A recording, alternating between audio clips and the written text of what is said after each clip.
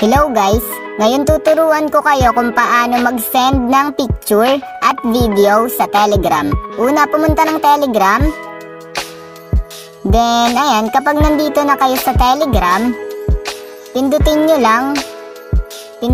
lang yung gusto nyong senda ng picture at video.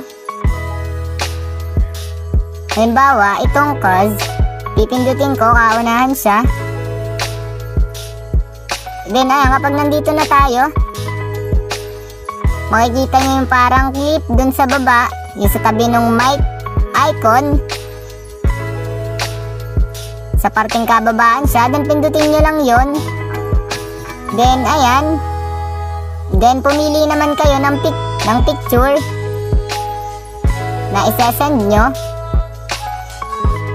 or video na isesend nyo.